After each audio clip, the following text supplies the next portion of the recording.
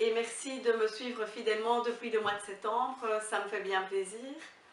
Aujourd'hui, je vous présente de la littérature blanche, on pourrait dire du feel good, mais bon voilà, moi je préfère le terme de littérature blanche au terme de feel good. Et donc ce sera Luna de Serena Giuliano qui est sortie en mars 2021. Alors je sais qu'il y en a encore parmi vous qui ne connaissent pas Serena Giuliano, c'est son troisième roman, mais donc c'est une Française d'origine italienne. Et je pense que c'est important de lire les livres dans l'ordre parce qu'il y a quand même une gradation, je trouve.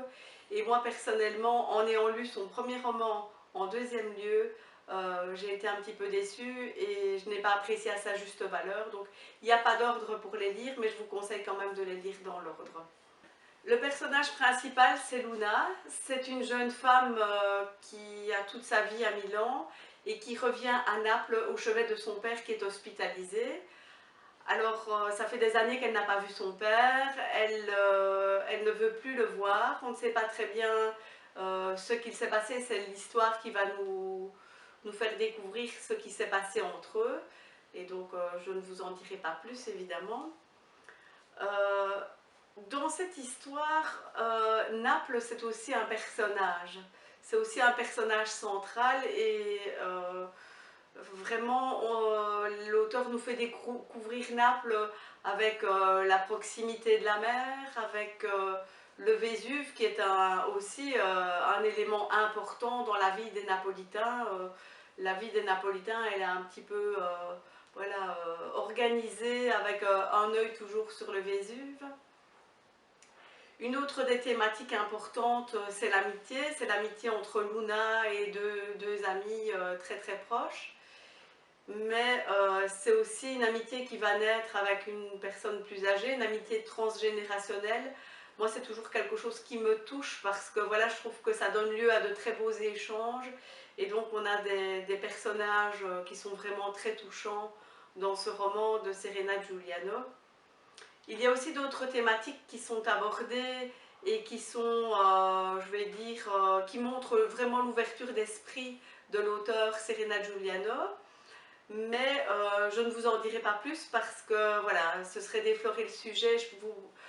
J'estime que ce serait beaucoup mieux que vous découvriez par vous-même ces thèmes-là.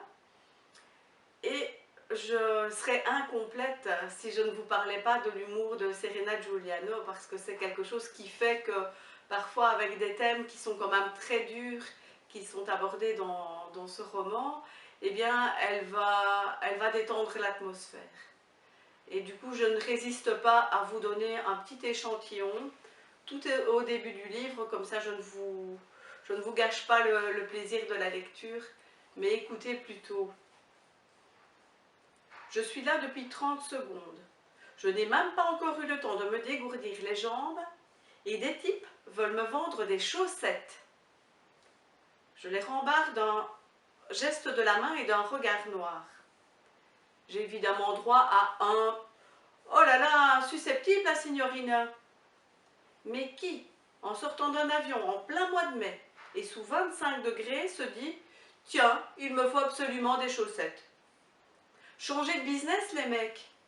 Au vu de ce qui m'attend là, tout de suite, la seule chose dont j'ai besoin, c'est d'un shoot de grappa.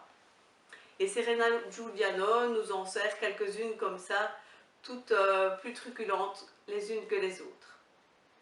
Alors je vous rappelle donc ce dernier roman de Serena Giuliano sorti en mars 2021, Luna. Et en attendant une prochaine vidéo, surtout lisez.